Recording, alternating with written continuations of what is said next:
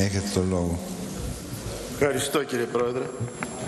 Κυρίες και κύριοι συνάδελφοι, η καθιέρωση ενός εκλογικού συστήματος και πώς τελικά ο πολίτης αντιπροσωπεύεται και ακούγεται η φωνή του μέσα στο πολιτικό μας σύστημα δεν αποτελεί απλά μια συζήτηση για την ψήφιση ενός ακόμα νομοσχεδίου. Αντίθετα, είναι μια στιγμή κατά την οποία ο κάθε πολιτικός φορέας και ο κάθε βουλευτής ξεχωριστά οφείλει να πάρει σαφή θέση απέναντι στο εκλογικό σώμα και να απαντήσει κατά πόσον η λειτουργία του πολιτικού συστήματος που ζήσαμε για πολλές δεκαετίες και η ποιότητα της δημοκρατίας μας που προέκυψε από αυτή τη λειτουργία είναι ικανοποιητική ή απαιτεί ριζικές αλλαγές. Για μας η απάντηση είναι ξεκάθαρη. Έχουμε ανάγκη από περισσότερη και από ποιοτικότερη δημοκρατία. Η κυβέρνηση φέρνει λοιπόν ένα εκλογικό νόμο με αυτό ακριβώς το σκεπτικό και ως την πρώτη από μια σειρά παρεμβάσεις που στοχεύουν στη ριζική αναβάθμιση του πολιτικού συστήματος και του συστήματος αντιπροσώπευσης καθώς και της ίδιας της δημοκρατίας μας. Για να αποκρουστεί η τάση απαξίωσης και αμφισβήτησης του πολιτικού συστήματος και των φορέων του, για να αποκατασταθεί η εμπιστοσύνη των πολιτών στους δημοκρατικούς θεσμούς. Τα χρόνια της κρίσης, όπου άλλαξαν πάρα πολλά, είναι άραγε δυνατόν κάποιοι να μην το καταλαβαίνουν, να μην κατάλαβαν τίποτα και ιδιαίτερα όσοι κατακριμνίστηκαν αυτή την περίοδο? Ο ίδιος ο λαός γύρισε την πλάτη σε αυτοδύναμες κυβερνήσεις, σε αναντίστοιχες με το εκλογικό σώμα αυτοδυναμίες. Επέβαλε με την ψήφο του τις συνεργασίες. Παρόλα αυτά, από την πλευρά όσων αντιδρούν στην ουσία του σχεδίου νόμου, βλέπουμε μια αιμονή σε μια ελιτίστικη και σκοπιμοθυρική αντίληψη, σε μια αντίθεση στη μέγιστη δυνατή αναλογική εκπροσώπηση κομμάτων και πολιτών. Με το επιχείρημα ότι δεν θα υπάρχουν σταθερές κυβερνήσεις και κινδυνεύει να διαταραχτεί η ηρεμία του πολιτικού συστήματος. Μιλάνε για βόμβα στα θεμέλια του. Προφανώς ενδιαφέρονται για την ηρεμία του πολιτικού συστήματος που οικοδόμησαν οι ίδιοι επί σειράν ετών, του πελατειακού κράτους, της διαπλοκής, της αυθαιρεσίας, της περιφρόνησης της λαϊκής βούλησης. Αυτού δηλαδή του πολιτικού συστήματος που η μεγάλη πλειοψηφία του ελληνικού λαού, ανεξάρτητα πολιτικής και ιδεολογικής τοποθέτησης, θέλει να καταλύσει. Αγνοώντας βέβαια αυτοί οι πούροι ευρωπαϊστές ότι σταθερές πολιτικές κυβερνήσεις υπάρχουν στις περισσότερες ευρωπαϊκές χώρες. Φαίνεται ότι δεν θεωρούν τους Έλληνες ψηφοφόρους αρκετά Ευρωπαίους για την ώρα. Προσδοκούν μέσω της αυτοδυναμίας επίσης να κρύψουν κάτω από το χαλί όλα αυτά που βλέπουν καθημερινά το φως της δημοσιότητας.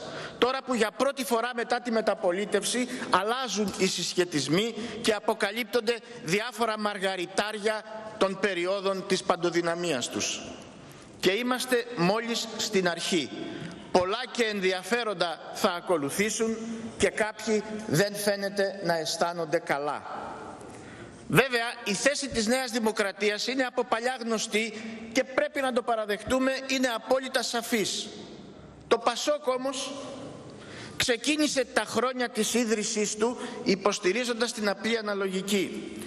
Την ξέχασε τα χρόνια της παντοδυναμίας του και της συγκυβέρνησης με τη Νέα Δημοκρατία, την ξαναθυμήθηκε πρόσφατα πριν από κανένα χρόνο και σήμερα την απαρνιέται ξανά, προτείνοντας ένα εκλογικό σύστημα 5 σημείων, τα 4,5 από τα οποία θα μπορούσε να πει κανείς δεν συνιστούν διαφωνίες με την πρόταση της κυβέρνησης. Είτε περιέχονται στο σχέδιο νόμου, είτε έχουν τη σύμφωνη γνώμη να συζητηθούν προς την κατεύθυνση που ανέπτυξε χτες ο εισηγητής του Πασόκ. Αυτό νομίζω έγινε σαφές και από την εισήγηση του Υφυπουργού του κυρίου Μπαλάφα. Το δε μισό σημείο της διαφωνίας αναφέρεται στη χρήση μπόνους για την εξωπραγματική για τα σημερινά δεδομένα περίπτωση της πρωτιάς με 42% και πάνω. Μια πρόταση προσχηματική για να κρύψει με αμήχανο τρόπο ότι δεν ταυτίζεται το ΠΑΣΟΚ με τη Νέα Δημοκρατία.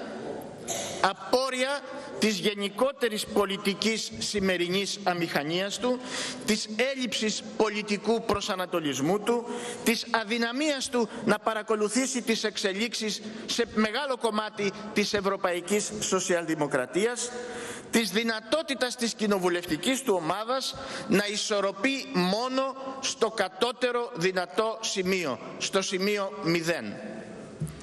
Αποτέλεσμα ανάλογης πολιτικής αμηχανίας και αδυναμίας του να συνθέσει τις απόψεις των μελών της κοινοβουλευτικής του ομάδας είναι και η θέση του ποταμιού.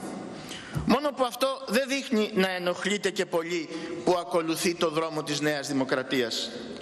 Όσο και αν φαίνεται παράξενο για ορισμένα τουλάχιστον στελέχη του με μακριά πορεία στο αίτημα της απλής αναλογικής. Η διεύρυνση του εκλογικού σώματος είναι ένα ακόμα βήμα, κυρίες και κύριοι συνάδελφοι, για ουσιαστικότερη δημοκρατία. Ισχυρίζονται κάποιοι, φωναχτά ή ψιθυριστά, ότι σε αυτή την ηλικία των 17 ετών δεν υπάρχει η απαραίτητη ωριμότητα για αυτό το δικαίωμα. Κάνουν λάθος.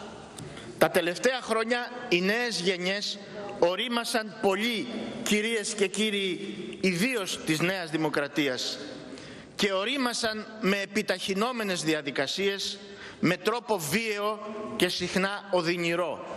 Σε εσάς οφείλουν την ορίμανσή τους αυτή, στις πολιτικές τις δικές σας και των συμμάχων σας, που εκτείναξαν στα ύψη την ανεργία τους, που έδιωξαν στη μετανάστευση εκατοντάδες χιλιάδες, που τους στερήσατε τη δυνατότητα να ονειρεύονται. Γι' αυτό τώρα φοβάστε την ετυμηγορία τους και προτιμάτε να τους κρατάτε βουβούς και αόρατους για το μεγαλύτερο δυνατό διάστημα. Αυτός ο εκλογικός νόμος αποτελεί μια βαθιά θεσμική τομή. Θα ακολουθήσουν και άλλες. Επιπλέον έρχεται στο χρόνο που πρέπει. Πολύ μακριά από τις επόμενες εκλογές, καθώς, όπως έχει πει ο Πρωθυπουργός, θα γίνουν το Σεπτέμβρη του 19. Και αν κάποιοι συμβάλλουν στη διατήρηση του μπόνους για τις επόμενες εκλογές, να ξέρουν πως εδώ θα είμαστε για να το καρποθούμε και πάλι. Σας ευχαριστώ.